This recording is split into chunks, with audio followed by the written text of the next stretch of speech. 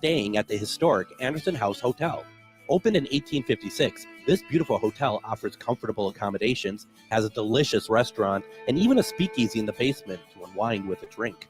Located next to the Mississippi River and on Main Street, there is a lot of sightseeing and shopping to do too. To get more information, go to theandersonhousehotel.com. Greg Bakun here. I've been talking for a while about how spooky, fun, and fascinating the Minneapolis Trolley Tours are, but now there's big news. The Candlelight Ghost Tours now begin at the historic Pillsbury Club, a beautifully restored haunted mansion once owned by Charles Pillsbury himself. Believe it or not, the interior is nearly 200 years older than the exterior. How is that possible? You'll have to come out and find out.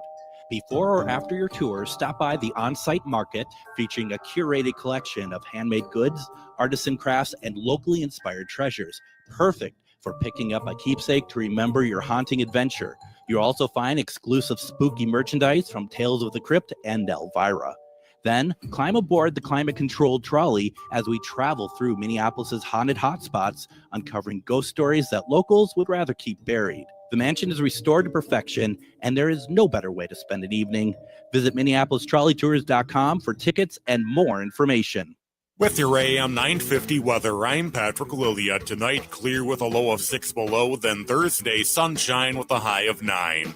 There's something for everybody at Cafe Latte in St. Paul, from award-winning soup, salad, sandwiches, and desserts to treats from the bakery made fresh daily and a pizza and wine bar. Cafe Latte is located on the corner of Grand Avenue and Victoria Street. Check them out at cafelatte.com. Portions of the following program may be pre-recorded. The views expressed and the opinions given by the individual host, guest, random reptoid, or chupacabra may not necessarily reflect those of AM 950 Radio, its affiliates, or its sponsors.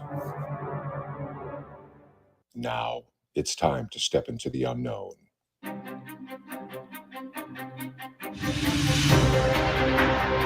There are things people experience but never talk about. A shadow moving in the corner, flickering of the lights, a disembodied voice. We invite you to talk with us. Share your story, share your experience, because this isn't just your story. This is our story. This is GhostBox Radio with Greg Bakun. And this is GhostBox Radio on AM 950, where every night we talk about the paranormal, ufology, Bigfoot, and so much more. My name is Greg Bakun. Thank you very much for joining us tonight. We're going to have a really interesting program, and I'm going to get to that in a second. Meanwhile, in Prairie over at AM 950, we have Adam. How are you doing tonight, Adam? Trying to thaw out, real feel of -9 with our low temperature going on right now of like -4, just trying to stay warm, twirling some sticks together, trying to get a spark going here. Same old, same old. I'm starting to get sick of hearing Patrick, to be perfectly honest. Every time I hear him, all he's talking about is this below, that below, all that stuff. And I've had enough of it. And I'm going to have to talk to him tomorrow when I get to the station, tell him to stop telling us about, 6 below zero. I don't want to hear it anymore. I'm sick and tired of it. Yeah, I'm kind of over all the bad news Patrick gives us. Patrick does he's kind of a downer, isn't he? He really is. He really is. He's Mr. Eeyore of AM 950, where every time you hear his voice, it's going to be freezing outside. No. We're going to put a stop to that tomorrow. I guarantee by next week it's going to be better temperatures. That's our promise to you out there. That's all I'm going to say. So tonight, and Adam, I know that this is one that you've been very excited about as well. It's going to be a very interesting program, and I'm so excited who we have talking with us tonight, because clearly the right person for it.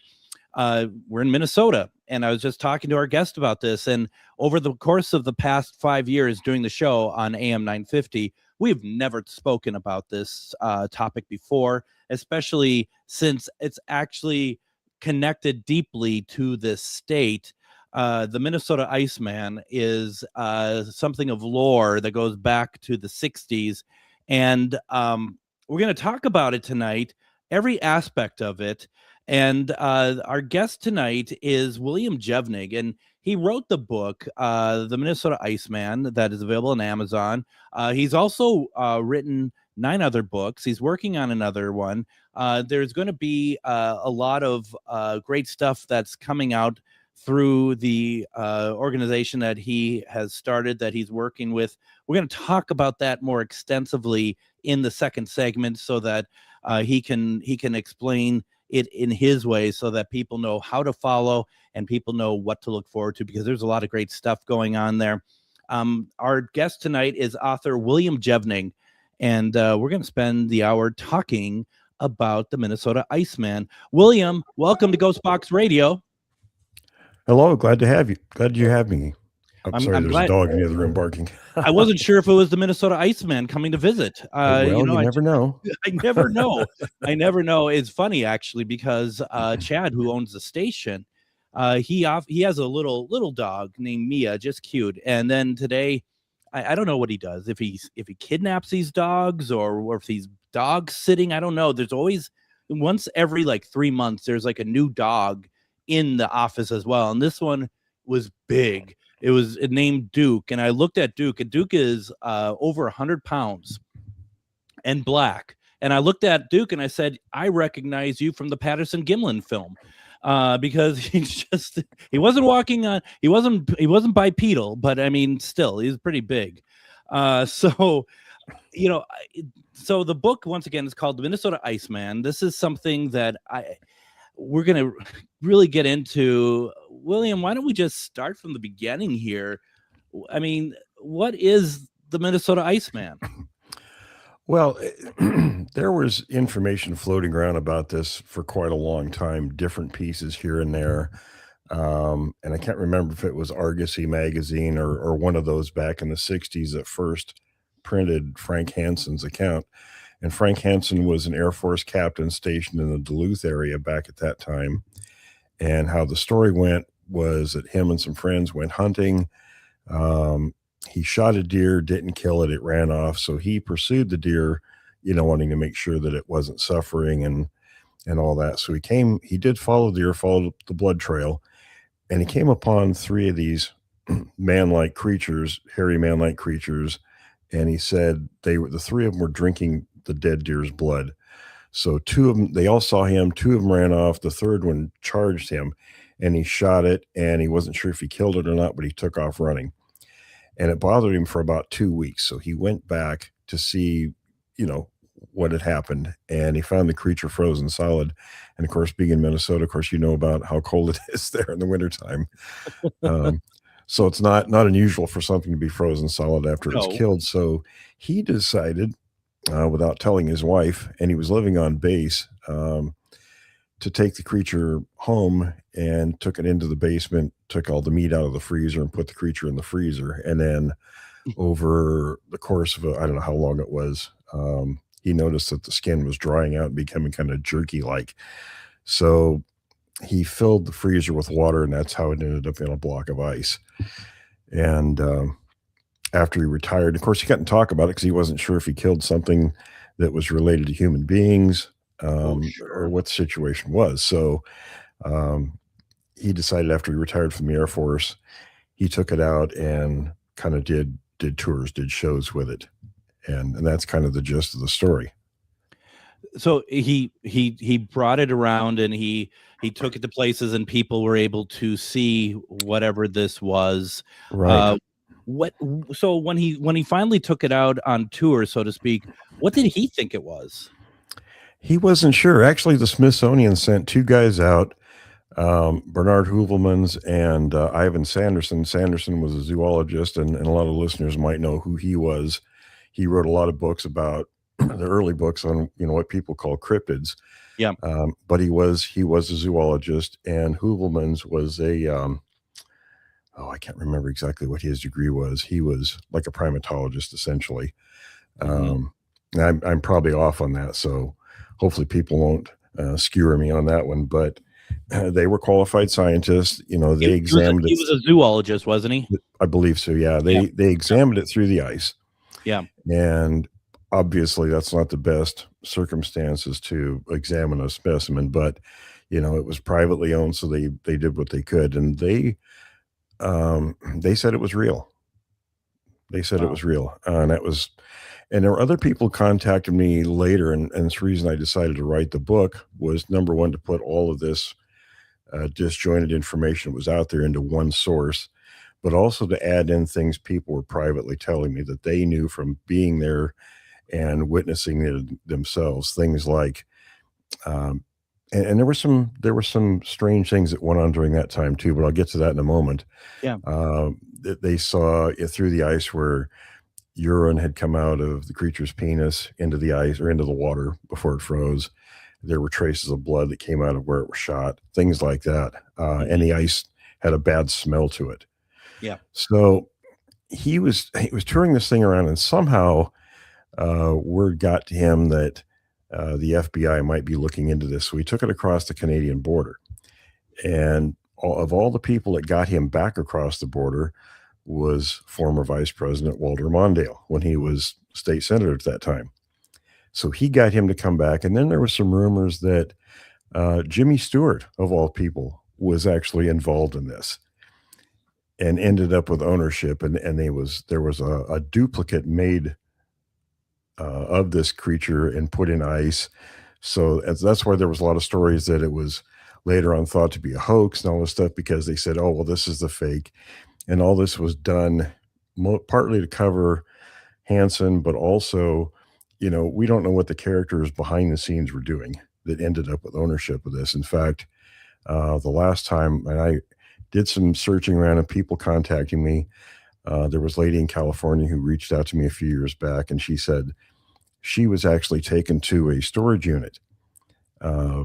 Apparently the guy she was seeing had some connection to it and was showing off. So he took her to this storage unit where it was kept, and it was still there, a little bit less ice than what it originally was, but the creature was still there. Anything beyond that, we don't know. It's a mystery. It's so when you say it's a mystery, we don't know 100% for certain if it's a hoax or not. That's true, but I think the original story was pretty much honest. I think Hansen was honest. I mean, he was an Air Force captain, so I'm a veteran, so usually military officers aren't in the habit of lying. Typically, I mean, there are exceptions, but I think he was being honest. I think things got clouded later on as other people started getting their hands in the mix. But I've talked to quite a number of people that actually saw it for themselves, and again, almost all of them said that the ice smelled almost of rotting flesh and things like that. So I don't really have any reason to believe that he wasn't being honest. Right. But I suppose if you were to really thaw out that ice so someone could properly look at it, it's the end game for whatever it is, right? There is no going back at that point, right? Yeah, absolutely. Then you got one on the slab. Yeah, that's so I mean, I understand where that's a problem. And the two scientists that looked at this Iceman, they're very well respected, and there's no reason to not believe what they have to say. And like you said, they were looking through the ice, which isn't ideal, but at the same time, what else are you going to do about that? Right. And what are the problems? Sanderson, I think, passed away not too long after all that, so he wasn't around to discredit, but people went out of their way to discredit Hoovelmans, and I never quite understood that. Of course, when I first learned about it, after my own first encounter with two of these creatures, I met some of the people who were famous in the topic, two in particular, Renee DeHinden and John Green, out of British Columbia. And, I was 17 when I met those guys, so I pretty much believed everything they told me, and they didn't have a great deal to say about that, but they didn't personally think much of Hoovelmans, but they never articulated why they didn't think much of him. So I didn't really pay attention to it till many years later. Now, the stuff that I read about it beyond your book, a lot of places are classing it as a hoax. You are looking at it as we don't know. Why do you think that most people are moving over to the hoax side of things on this? Well, the body that was fabricated was actually sold a number of years back. So now everybody's saying, oh, well, look, see, there's the hoax body, but they don't take into account the whole story. And that's kind of the problem with this topic in general is there's a lack of common sense being applied to it. And people will sort of vote with their gut instead of really kind of digging into details. And the circumstances of the story were very similar. And I've interviewed thousands of witnesses over the years. I've done this since I was 14. So I've done this for 53 years now, dating myself. And there's commonality. I mean, and you would expect that with a living species of animal, there would be very similar kinds of behaviors and so forth. And the fact that the three creatures were approximately the same size, the same description. And I know a number of anthropologists, and we all kind of agree that, and this is kind of a twist too, we think that the Minnesota Iceman creatures may not even be a Bigfoot creature. Yeah. It may be another relic hominid. Interesting. I mean, yeah. And it's because of, morphological differences and things. I mean, the Bigfoots are, they're larger and some of the characteristics are different. And I've had moose hunters send me, fresh footprints they found out in the wilds, moose hunting. The footprints are a little bit different. Yep. So it's just kind of one of those things in the back of my mind. I don't know, but I'd leave the question open. Now, am I correct in saying that whatever is currently considered the sideshow for people to see the fake or whatever, that's over at the Museum of the Weird in Austin, Texas, or is that no longer the case? I don't know where it is currently. I just know that somebody bought it, and I didn't really pay attention to the mock-up that was made. I mean, I figured somebody bought that. Okay, that's fine and well. And that's kind of, I mean, if anybody wanted to sideline the topic, there you go. That's a way to make most people think it's a hoax. And there were false stories that were planted too. Like, the creature was actually from Southeast Asia and was floating in the ocean on a block of ice. And that was total nonsense. Nonsense. Interesting. Cause I remember reading that and you had mentioned that in the book that you read yeah. Really, really interesting stuff. Why don't we go ahead, though, and do this? I want to go ahead and take our first break. When we come back, we're going to deep dive into this a little bit more. Folks, if you have any questions, put it in the comments, or you feel free to give us a call, 952-946-6205, 952-946-6205. Don't go anywhere. You're listening to GhostBox Radio on AM 950. Are you one of thousands of individuals who know you have psychic abilities but don't know how to tap into your higher self?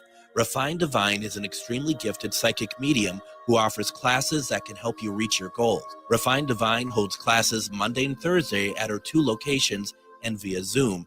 Classes consist of manifestation, learning psychic abilities, shadow work, and healing trauma. Refined Divine has helped thousands, and she can help you. This is Psychic Medium Deb. You can go to refineddivinepsychic.com.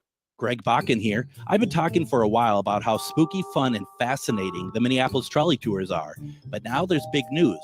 The Candlelight Ghost Tours now begin at the historic Pillsbury Club, a beautifully restored haunted mansion once owned by Charles Pillsbury himself.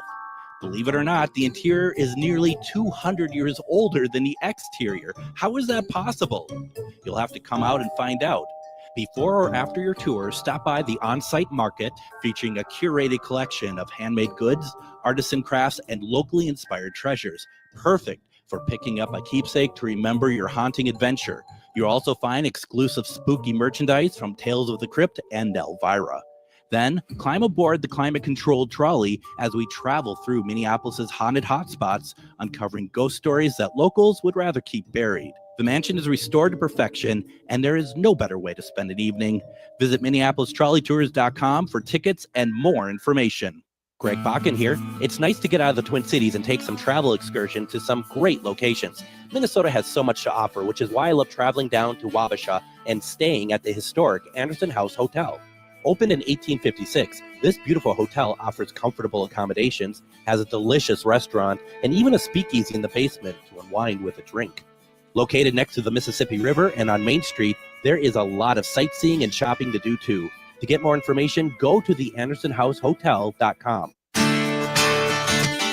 Greg Bakun here. Like you, I love good, fresh, delicious food. So I want to tell you about this treasure in Roseville called Maverick's Real Roast Beef. Maverick's has the best roast beef sandwiches I've ever had. made fresh every order. Add fries or onion rings dropped in the fryer when ordered, and you have a winning combination. Maverick's Real Roast Beef has a lot more than roast beef, so check out their website, mavericksbeef.com, or check out their restaurant on Lexington in Roseville.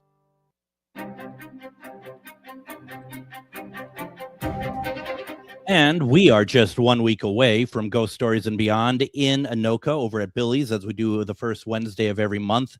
This month for February, we're going to be talking about pets in the afterlife. If you have a story about a pet that has visited you after they had passed, come on out, talk about it. Let's share some stories and what it may be a very emotional evening. It'll be a lot of fun, though. Billy's is also a great place for burgers, half-price burgers at night. $10 to get in. Definitely come on out, say hello, share a story, and we'll have a good night about it. Now, Adam, I suppose you're just like super excited that finally we got someone on the show that actually has a radio voice. Yeah, it's kind of nice. I don't have to sit here and mess with the dials. It's nice to have someone who actually enunciates and talks into the microphone. You know, I know. We're gonna be offering William a job here at the end of the show. So, you know, I had a friend years ago that told me I should be doing voiceovers. She said, "You have a great radio voice." And another guy, he always he comes on the show. He has a show on the East Coast, and he says, I have the smooth jazz voice. You do. You really do. You know, it reminds me when I first started in broadcasting, and I was over at a small station in Mankato, KUIC, and you had one guy there. All these stations always have one person who has like the perfect voice. And me being naive, I'm just like, did anyone ever tell you that you have a great voice? And he would just play it up. He like, really?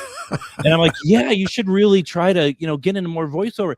Oh, really? I haven't thought about that. Oh, yeah, no, you absolutely. Like I'm giving this guy, I'm not even 21. I'm 20 years old. I'm giving this guy, a lot of great advice. And he's just, you could tell he's just like you don't.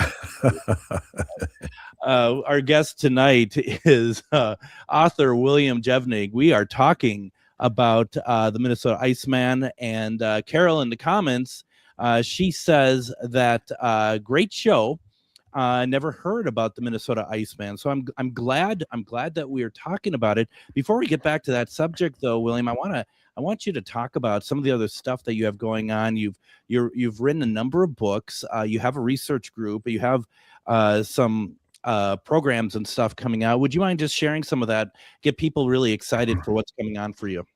Yeah, I'm actually. People tell me I'm the busiest guy in podcasting because I have two shows that go out daily. Of course, a YouTube channel with around 1,500 shows on there. The big thing now, I've kind of gone to. Of course, I'm working on my 11th book, and I have a friend in Hollywood who's actually part of my field team, and we sort of inadvertently got starting to make documentary films. 2 of them are out already. We're working on the next 2 now, and we probably got another 20 planned. But and we created a 10-part TV series from our trip to the Navajo Reservation last year, and that's been licensed by a couple of distribution companies, so it's going to be available here very soon, and it turned out really good. So we're busy. I mean, if people want to go to that website and see what's there, it's a new one that Adam created. It's called all one word, JevningResearchGroup.com. And that's got links to my books. That has, to the different podcasts, not just mine, but some people who I think are pretty good in the topic. There's a lot of people I don't think are any good on the topic, but the people that are on the website, like Subarctic Sasquatch in Alaska, Fred's really good. He's a good friend of mine. And there's a couple others on there. So that's sort of the main. You can go to that site and kind of see everything we're doing. It has the links to the films up there and everything too. So I keep busy. It sounds like it. And anyone who does any of the stuff that we're talking about, what we're doing here, you just can't let it just ride. You have to be on it every day. You have to be really pushing it. There is nothing easy about what you're doing to get people to stay captivated and focused on your work. It's not easy. That's for sure. That is true. Plus, there's so much distraction out there. The subject of Bigfoot has everybody that's got an opinion, they think they're an expert. And one of the things that I've been set aside apart is because I do it from a common sense approach. I mean, I've seen the creatures 2 different occasions, 14 years apart, and numerous other near experiences. And that's something we can talk about if you want to another time or whatever. But, absolutely. We try to keep things on an even keel. There's nothing extraordinary about these things. They're just another creature out there, and the Minnesota Iceman fits into that. Everything about that was, there's no portals, there's no things like that. It's all very flesh and blood. Nothing that shouldn't be expected. And we use a lot of primate comparisons. They're a primate, and they do things that are very similar to other primates, almost all their behaviors. It's nothing out of the ordinary. Absolutely. Adam, first of all, thank you for putting that URL into all the chats. Really appreciate that. We've got a question in the comments. Robert Pilot, who does Native Roots Radio here on AM 950, airs weeknights 5 to 6. If you haven't had a chance to check that out, it's a fantastic program. He asked the question, what did you do at the Navajo Nation? Well, we have a good friend who's Navajo, and he had been telling us about the things that were going on there. So he invited us to go there. So we went there a year ago in October and spent 11 days. And I think everybody we talked to, and we talked to a lot of folks there, had seen the creatures at least once. Even the Navajo police told us where to go look. It was really quite an experience. And when we found a lot of evidence, one of the funny incidences was Don, our Navajo friend, he got a text one night, and we were getting ready to turn in at the hotel we were staying at. And I believe in staying in the hotel. I stay out of the creatures' feeding areas at night. That way they'll continue doing what they're doing. So he got a text that up northern Arizona that about 2 hours away from us, there was some screaming going on. So we said, well, we need some of that on tape. So we spent the 2 hours driving up there, waited around about an hour, never heard anything. He couldn't get a hold of the people anymore. So we decided to call it a night. So we drive the other 2 hours back to Window Rock, Arizona. And that's the capital of the Navajo reservation, but it's a really small town. And right across the highway from us, about 1,000 yards, there was this mesa. And I was back in my room 8 minutes. I looked at my watch, and I say 8 minutes because we all laugh about it still. The guys texted me and they said, you need to come out here right now. So I put my boots on and I walk out the door, and I didn't even get to the door, and I hear this howling that was blasting through the wall. It was so loud. And we recorded it for over an hour. And then if you know who Thinker Thunker is on YouTube, Adam sent him, I think, a minute of the recording, of the hour recording. And he did a graphic analysis of it, and it clearly shows it's no other animal that's known to that region.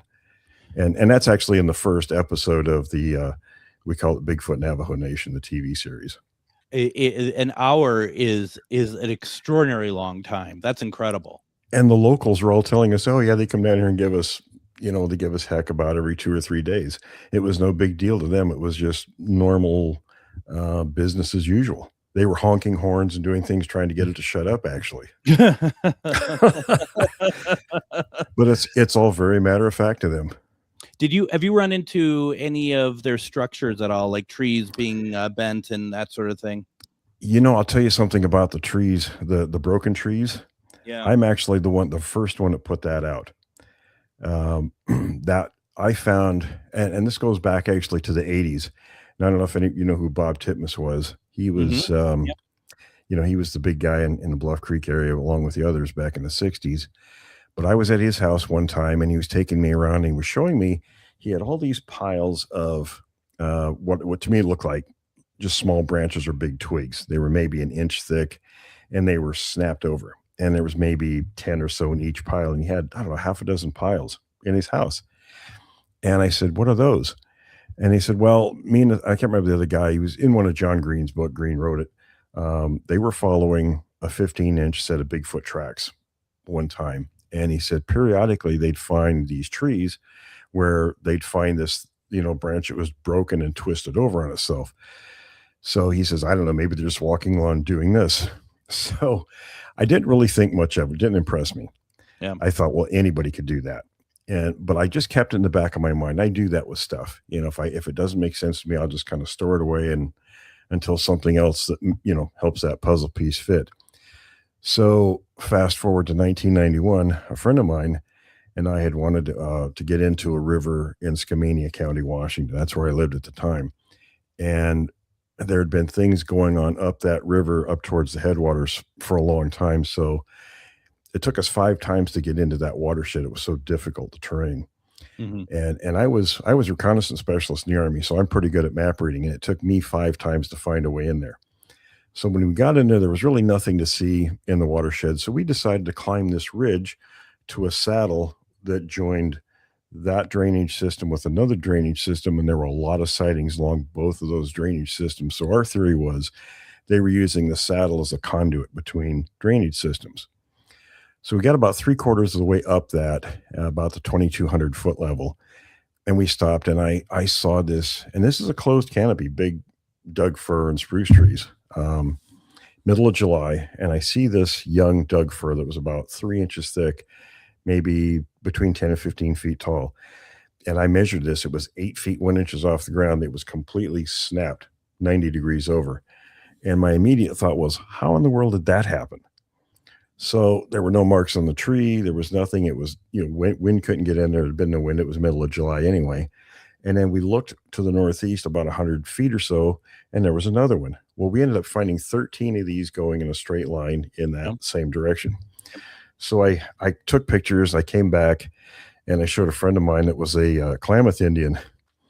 I said, do you know what this is? And he chuckled, and he says, "Oh, you finally found that." I said, "Come on, guy. What is this? What do you mean I found this?" He laughed. He says, "Well, that's how they mark their territory." And he said, "What you found is the big guy of the group telling the rest of them, we're going that way to the next feeding area." Wow. So I decided when I wrote my first book, I was going to put that in there because I wanted my name put on it first, since I was the one that really discovered it. It's something that I used to wonder as far as territorial markings. It had to be something in plain sight that we would think is background noise. And sure enough, a broken tree, you see that and you think, wind, if you even consider it. Absolutely. And then also, I've seen that when we went out looking for Squatch in West Point, Kentucky, and where we were butted up to Fort Knox, actually. Oh, that's where I went to basic. Yeah. Oh, was it? Okay. So, we saw stuff there, and actually we saw a creature there one night. Oh, interesting. It incredible. I'll never forget it. And then we also heard the screaming as well. That's for another night, but it's so incredible. Robert says, "Thank you for the information." Robert, thank you for listening. It means a lot to me. Linda has a question, and she just says, "What does a Bigfoot feeding area look like? Is it different than their living area?" The feeding area? Well, typically, and this is funny, when we were in the Three Sisters Wilderness area of Oregon a few years ago, and that's what the first documentary was based on, that area. In fact, it wasn't even supposed to be a documentary, but Adam filmed and made it. But anyhow, I was telling the guys, they're going to follow game animals, and I know where they are. They're pretty aware of how air flows, so they'll stay above. And I learned this when I fought fires many years ago for the Forest Service. We went to the fire academy, and they told us how we had to know how the air moves, so you're not in the line of fire when the air is moving. So I got thinking about some of the stories witnesses told me seeing Sasquatches and where they saw them and what they were doing.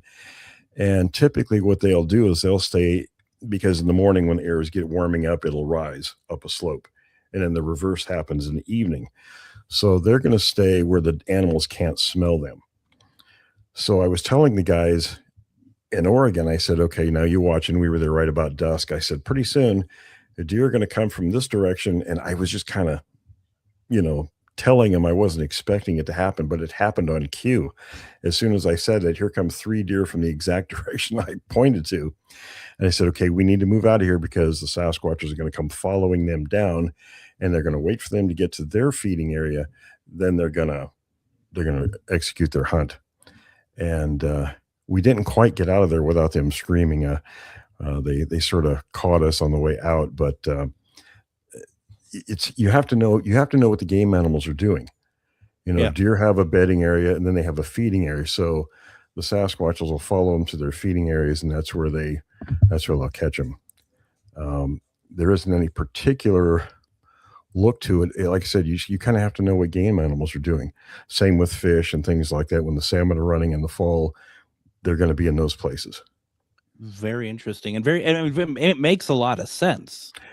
That's what we do. It's all common sense.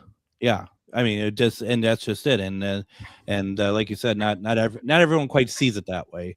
I did want to mention one thing about the structures, though, to back up just a little bit. And this is something we found on the reservation in Arizona. Typically, I didn't think much of structures. I've been all over the West Coast for 50 years. We've never seen any kind of structure whatsoever. Maybe that happens in other parts of the country. I don't know. But I've never seen it in the western half of the U.S. until we went to the Navajo reservation. So we were going out, and the Navajos, the unemployment rate's pretty high there, like 55%, I think we were told. So they'll go out and pick pinyon nuts and sell those. Yep. And they're everywhere. It's really easy to find them. So we would go out and we'd talk to people who were out doing that. So one day we met a family, and they said, well, if you go down to this road, and they told us, and calling it a road is generous. It was little more than a trail. And I pulled my Jeep in, and they said, if you go down about a quarter of a mile, you're going to see this structure. And they said they were down there just a few days prior, and they saw this small, very rudimentary kind of a structure, almost a little more than a lean-to. And they walked up to it, and here's an infant Bigfoot lying in it. And it was awake. It was being motionless. It was looking around. And then Mama came out of the brush, and they all took off for their lives. So they said, if you go down there, you're going to find that. Well, we walked down there, and there was nothing there. And I said, well, everybody judges distance differently. So we walked probably a mile, and then we did come across one. And very rudimentary. And there was the beginnings of a larger one next to it.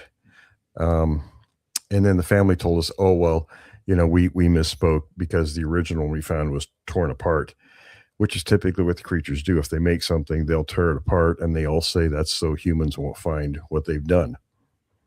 But part of that was, I thought, well, why would they do something like that? And the natives there said, well, there was this one particular old one that lived in there, and it ate wild horses, tons of wild horses there. And I thought, well, if you're chasing down a wild horse, you can't have an infant in one arm. So what do you do with the infant? Right. You make something and you hide the infant. Absolutely. Yep. And that fit. I want to quickly show you that you won't be able to see it too well, but that's what we ran up against. Oh, I have a picture from Alberta that's very similar to that. And this is actually in Indiana. Oh, that's interesting. Right. Yeah, I've got an Okanagan friend that's up in Alberta, and he found something similar to that. Yeah.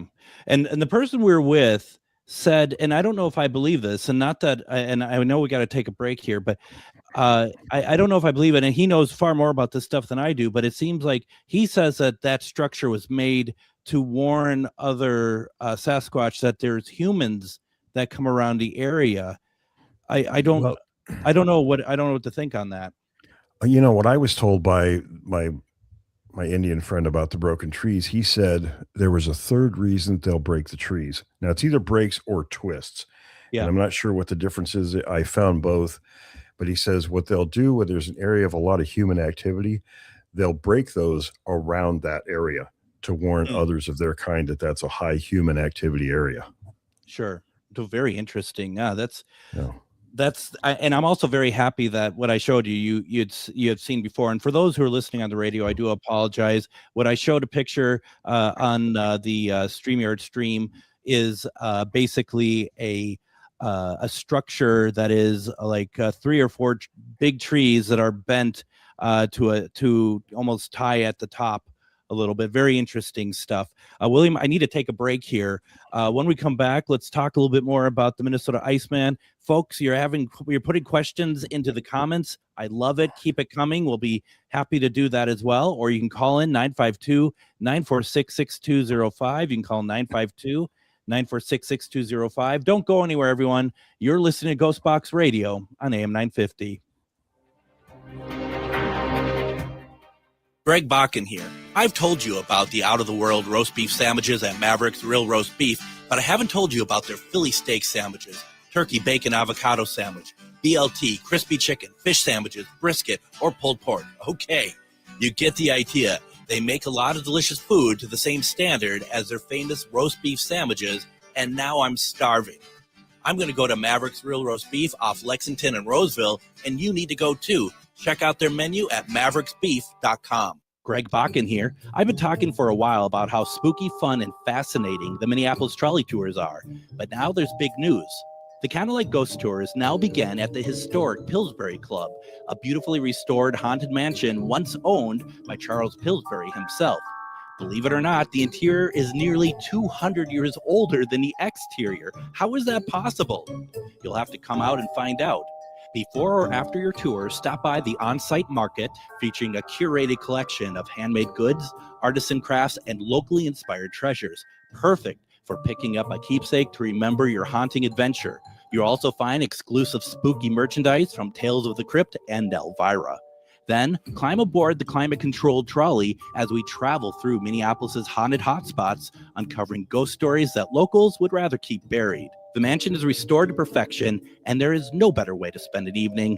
Visit MinneapolisTrolleyTours.com for tickets and more information.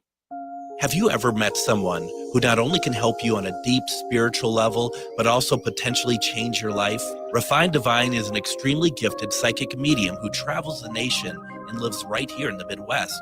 And she offers mediumship, mentorship, house and business parties, energy healing, palm readings, and so much more. Refined Divine has helped thousands, and she can help you. Hi, this is Psychic Medium Deb. I cannot wait to hear from you. You can go to refinedivinepsychic.com. Greg Bakun here. It's nice to get out of the Twin Cities and take some travel excursion to some great locations. Minnesota has so much to offer, which is why I love traveling down to Wabasha and staying at the historic Anderson House Hotel. Opened in 1856, this beautiful hotel offers comfortable accommodations, has a delicious restaurant, and even a speakeasy in the basement to unwind with a drink.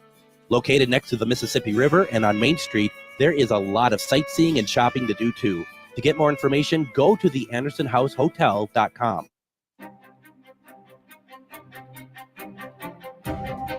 And join me tomorrow on GhostBox Radio with Greg Bakun. We're going to do a replay from July of last year, where it was just me on the show, and I was talking about my experiences on taking part in a paranormal television show for the Travel Channel. We were going to get a series picked up working with a local production company here in the Twin Cities, and kind of wanted to, because I run into so many paranormal teams who think that that's the pinnacle of doing what they do, is getting their own TV show. And, there's what I have found, and I know other people have found, when you're talking about doing a show, going into buildings and doing paranormal investigations, there are certain things that the networks really want you to do. It's not quite as glamorous as you might think it is. And tomorrow, I'm going to give you a dose of reality with that. It was very well received when we ran it last year. Take a listen to it, especially if you think that that's going to happen. Plus, let alone that sort of thing is less and less, because they're really not making much of that sort of thing anymore. We are talking with William Jevning, author of The Minnesota Iceman, many other books that hopefully, if he enjoyed tonight, that he'll come on back and talk about some of the other subjects as well. William, I do have a question regarding the Minnesota Iceman. Everything now, I mean, because what we sounds like is that the original, the real Iceman is locked away somewhere else, but there has to be equipment now that could scan this entity that didn't exist in the 60s, that you could almost do like, and I'm not even thinking about costs. Let's even throw that out. but be able to scan and do almost an X-ray of this creature while still in the ice. Absolutely, yeah. The question is, you'd have to convince whoever the current owner is to do that, and apparently they're not willing to do it. Well, and we don't know who has it. Well, they don't know who has it. I presume that that's also because not necessarily they think it's a fake, but they don't want to find out it's a fake either, right? I mean, because there's something to it about as long as you don't know, you can't call it a fake. Right, absolutely. And it's one of those stories. It was a very interesting one, and like you said, it's kind of gone by the wayside. There's a lot of really great stories that have gone by the wayside, and even people. I mean, there's stuff that continually comes to me. I interviewed a lady in Missouri, and where things were going on in her place, and just when I thought I've heard everything, I'm sitting there listening to her. My mouth is hanging open. My jaw could have hit the floor because of the stuff she was telling us. For instance, one of these, and we interviewed her several times, and there's ongoing things happening there. So, but she was telling us about one of her neighbors, and she lives in a really, really small community, and the neighbor was behind her, and there was some in a wooded area. So the neighbor was coming over one day, and she gets knocked down by someone, she thinks. Hits her on the side of the head. She goes down and passes out. She wakes up, and she sees this creature standing over her, and then she passed out again. When she woke up the next time, the creature was crouched down over her and had opened her midsection and was eating her small intestines in front of her. Oh my God. And about that time, one of the other people in the area come along with these dogs, scared the creature off. And the lady I interviewed, she said the friend of hers actually showed her the scar. So, I mean, there's just these kind of things come in that are just unbelievable. And that's the thing I always tell people: never go alone. They're not your forest friends. They're wild creatures. Most of the natives I know will absolutely tell you they're man-eaters. In fact, the Navajo, they do one of their ceremonies they do in the fall is directed directly at this, where the women and children hide. They leave the men dress up in costumes of the creatures. And most Navajo words are actually 3 words. And the name for their creatures is Yehito, but it's the first word is Yeti, exactly like the Himalayas. And I was fascinated by that. And he says, yeah, when we were kids, they'd say, well, if you dig too deep in the ground, you'll end up in China. For them, it was they'd end up in Tibet. Oh, interesting. So I wondered, well, now what ancient connections are there? There have to be a lot of these really ancient connections. And it just fascinated me, the stuff he was telling us. Well, and how do those connections even work? I mean, the world's a pretty big place. Yeah, exactly. In the comments, Bruce brings up a really good point that I should have brought up earlier. We kind of covered what part of Minnesota was the Iceman originally from, but if you can answer it again, that's great. But then he also says, are there any known photographs of the Iceman? Which I think is a great question. The best of my knowledge, it was west of Duluth. And I'd have to go back and look at my notes to see how far it was. I'm pretty sure Hansen said roughly how far it was. It was in a wild area, so I don't think there were any landmarks, but I do know it was west of Duluth. And as far as photographs, there were pictures. In fact, the ones on the cover of my book, those were a couple that were taken. Actually, one of those, I think the one to the right, as you're looking at it, was a drawing, but the one on the left was an actual photograph. Okay, yeah. And that was through the ice, so yeah, not a perfect picture. And part of it too is like one of the eyes are protruded outward, right, because of the gunshot and stuff. Yeah. Very so interesting. And the thing is about this is it may very well not be a hoax. I walked into this day thinking that that's what you were going to be talking about, how it became a hoax, but that's not what you believe at all. And it does make me wonder then, like, are we really missing out on an important story in the overall look of cryptids, even if it's not a cryptid, just because of that? Yeah. Yeah, I think there were too many parallel stories going on, and it made me that's what made me question. I thought, well, now why would there be, the one side that sounds very nuts and bolts, and the other side seems kind of, I don't know. I just didn't. My gut said it was wrong. The ice thing floating around in the ocean, and which would never happen. I mean, the ice block would melt long before it got to the West Coast, and Right. Those things just didn't make any sense. Then people started contacting me when they knew I was working on that book and telling me what they saw themselves, and I found that very interesting. It's pretty hard to refute people's eyewitness accounts. Absolutely, yeah. The whole I thought that too, and I read it regarding the ice in the ocean. That's kind of a very Scooby Doo sort of thing, It is. Background, yeah. Well, that's my thing. As I've always been interested in behavior. In fact, I majored in psychology in college, so because I question. I was never cared. Green and DeHin and those original guys, they were looking at footprints and all that kind of stuff. And I used to ask them a lot of questions about behavior.